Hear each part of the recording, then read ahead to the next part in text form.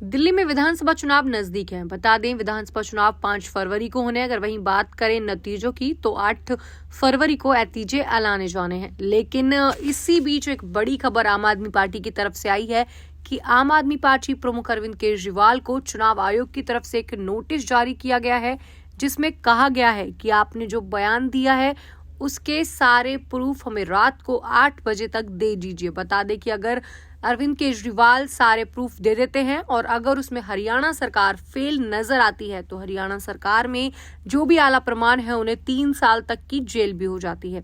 पर पहले मैं आपको बता देती हूँ कि आखिरकार ये सारा मामला क्या है। दरअसल अरविंद केजरीवाल ने सोमवार को अपना एक रोड शो किया, रैली की, जिसमें उन्होंने एक विवादित बयान दिया। उनका कहना था कि दिल्ली को पानी उत्तर प्रदेश और हरियाणा से मिलता है, लेकिन हरियाणा नहीं चाहता कि दिल्ली को पानी मिले, इसीलिए हरियाणा ने दिल्ली के पानी में यानी यमुना नदी में जहर घोल दिया। लेकिन ये बात जल बोर्ड को पता चल गई तो उन्होंने दिल्ली का जो पानी है वो रोक दिया। इसीलिए आप देखिए, दिल्ली में यमुना का 1/3 पानी आता है, लेकिन उसमें भी कहीं ना कहीं जहर मिला हुआ है। जो ये बयान था ये अपने आप में एक विवादित बयान था। इससे हरियाणा और दिल्ली के लोगों में झड़प हो सकती थी और जो तनाव है वो भी बहुत ज्यादा बढ़ सकता था। खास तौर पर ये विधानसभा का जो पूरा माहौल बना हुआ है, अभी वोटें होनी है, इस बीच में जो ये बयान है ये लोगों के मनों पर भारी प्रभाव डाल सकता था। तो इसी बीच हरियाणा सरकार ने अपना एक कदम उठाया और उन्होंने चुनाव आयोग में सारी चीजों की रिपोर्ट डाली। अब चुनाव आयोग ने सारी चीजों के मद्देनजर देखते हुए हरियाणा सरकार से भी सारी चीजों की रिपोर्ट मांगी है। जल बोर्ड को भी एक नोटिस जारी किया गया जिसमें सारी चीजों को प्रूफ करने के लिए कहा गया। अगर वहीं बात करें अरविंद केजरीवाल की तो अरविंद केजरीवाल को भी एक नोटिस जारी किया गया है जिसमें लिखा हुआ है, आप इन पेपर्स पर पढ़ सकते हैं, कि रात के 8 बजे तक हमें सारी चीजों की जानकारी आपको देनी पड़ेगी। अब देखने वाली बात ये होगी कि अरविंद केजरीवाल क्या अपनी सारी चीजों को प्रूफ कर पाएंगे। क्या अरविंद केजरीवाल सच में ये प्रूफ कर सकते हैं कि सच में हरियाणा से दिल्ली में किसी भी तरह का जहर घोला जा रहा था। लगातार अरविंद केजरीवाल की जो मुश्किल है वो बढ़ती नजर आई, लेकिन अरविंद केजरीवाल अपने विवादित बयानों को देने से बाज नहीं आते। लगातार हरियाणा, दिल्ली, उत्तर प्रदेश पर किसी न किसी तरह के जो सवाल है वो आम आदमी पार्टी प्रमुख की तरफ से उठाए जाते हैं। बीते दिनों अभी अरविंद केजरीवाल हाल ही में जेल से आए हैं, अभी भी वो जमानत पर जो है वो चले हुए हैं, लेकिन दिल्ली में विधानसभा चुनावों के कारण उन्हें जमानत मिली थी क्योंकि उन्हें अपने रोड शो और प्रचार करने थे। बता दें वो मुख्यमंत्री पद से भी इस्तीफा देते हुए नजर आए। उनका कहना था कि अगर दिल्ली की जनता मुझे प्यार करेगी तो मुझे वो दोबारा मुख्यमंत्री के पद पर लाकर बैठा देगी, लेकिन जब तक मैं इस मुख्यमंत्री के पद पर नहीं बैठ सकता। और उसके बाद दिल्ली की जो नई मुख्यमंत्री हैं वो आतिशी मारलेना को बनाया गया। लगातार आतिशी मारलेना भी किसी न किसी तरह के विवाद में नजर आ जाती हैं। अभी कुछ दिनों पहले आतिशी मारलेना एक बड़े न्यूज चैनल में अपना इंटरव्यू देने गई थी। वहां पर एक न्यूज एंकर ने उनसे पूछा कि क्या वो शराब नीति को दोबारा से लागू करेंगी। उनका कहना था जी हाँ। बता दें कि वो वही शराब नीति थी जिसके लिए उनके पार्टी के आला प्रमाण अरविंद केजरीवाल और संजय सिंह अभी तक जमानत पर बाहर हैं। वो 3 से 4 महीने की जेल जो है वो काट के, लेकिन उसके बाद भी आतिशी का कहना था कि वो नीति गलत नहीं थी, उसे बहुत से राज्यों ने अपनाया है, वो बिल्कुल सही नीति थी और अगर मैं चुनाव जीतती हूँ तो मैं फिर से उस नीति को अपनाऊंगी। ज्यादा जानकारी के लिए बने रहे हमारे साथ रियासत न्यूज। भारतीय जनता पार्टी का हमारा प्रतिनिधि मंडल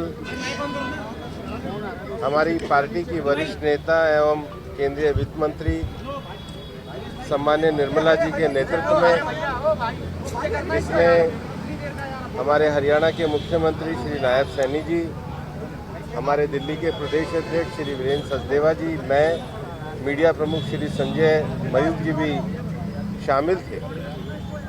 दिल्ली की चुनावी राजनीति में जो लगातार भारतीय जनता पार्टी विजय की ओर अग्रसर हो रही है, उससे निराश होकर दिल्ली के मुख्यमंत्री और आम आदमी पार्टी के पूर्व मुख्यमंत्री और आम आदमी पार्टी के नेता श्री अरविंद केजरीवाल आज एक बेहद अराजकतावादी मानसिकता से दिल्ली की राजनीति में जहर घोलने पे उतर आए हैं।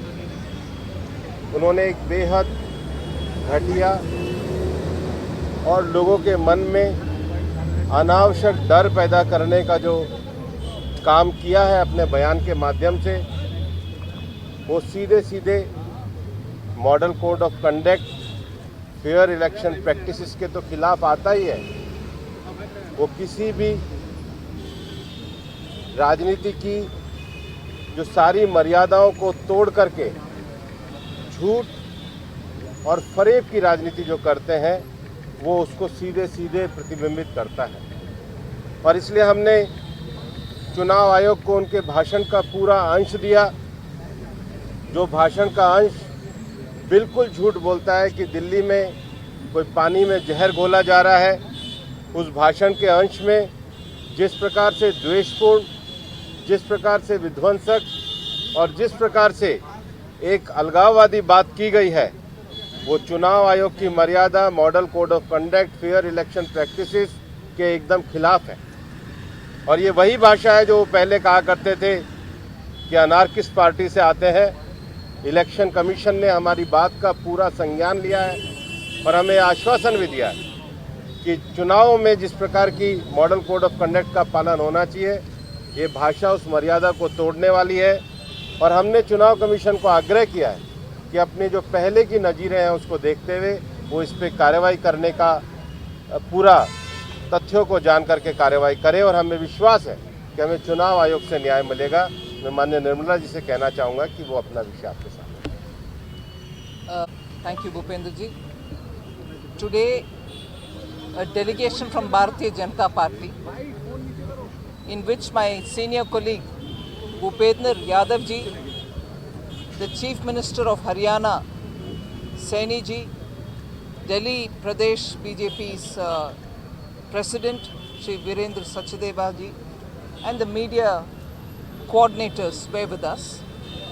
We came to protest and submit a petition to the Election Commission on the very unfair, irresponsible and violative of Election Code of Conduct statement made by the former Chief Minister of Delhi, Shri Arvind Kejriwal. It is a very dangerous statement. It is dangerous for all of us. It is dangerous for India's federal structure and the electoral politics. But it is not dangerous for him, who is a self-proclaimed anarchist. So it comes easily for him to speak irresponsibly. But the statement that he made has actually brought in fear in the minds of the public in Delhi.